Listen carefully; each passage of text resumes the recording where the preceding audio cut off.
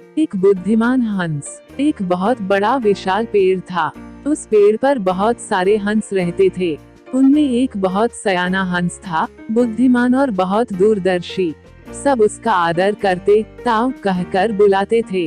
एक दिन उसने एक नन्ही सी बेल को पेड़ के तने पर बहुत नीचे लिपटते पाया। ताऊ ने दूसरे हंसों को बुलाकर कहा, देखो, इस बेल को नष्ट कर दो। एक दिन यह बेल हम सबको मौत के मुंह में ले जाएगी। एक युवा हंस से हंसते हुए बोला, ताऊ, यह छो बेल हमें कैसे मौत के मुंह में ले जाएगी। सयाने हंस ने समझाया, आज यह तुम्हें छो लग रही है।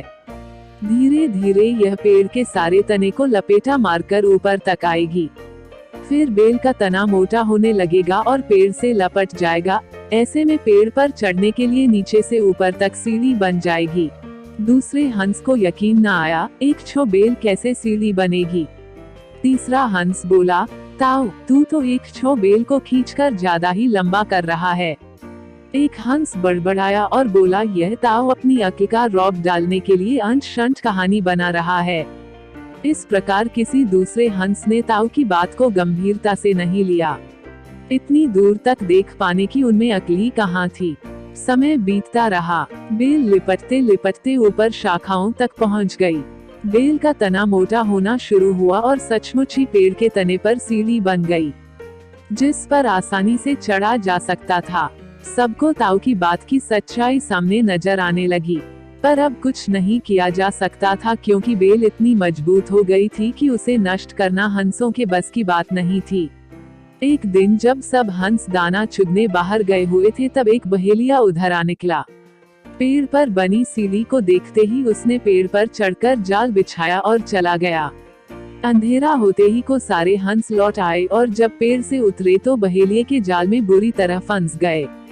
जब वे जाल में फंस गए और फड़फड़ाने लगे, तब उन्हें ताऊ की बुद्धिमानी और दूरदर्शिता का पता लगा। सब ताऊ की बात न मानने के लिए लज्जित थे और अपने आप को कोस रहे थे। ताऊ सबसे रुष्ट था और चुप बैठा था। एक हंस ने हिम्मत करके कहा, ताऊ, हम मूर्ख हैं, लेकिन अब हमसे मुंह मत फेरो। दूसरा हंस बोला, इस संकट से निकालने की तरकीब तू ही हमें बता सकता है। आगे हम तेरी कोई बात नहीं टालेंगे। सभी हंसों ने हामी भरी। तब ताऊ ने उन्हें बताया, मेरी बात ध्यान से सुनो।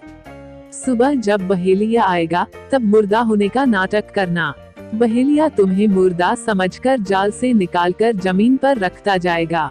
वहाँ पर तुम सभी मरे के समान पड़े रहना। जैसे ही वह अंतिम हंस को नीचे रखेगा, मैं सीटी बजाऊंगा। मेरी सीटी सुनते ही सब उड़ जाना। सुबह बहेलिया आया।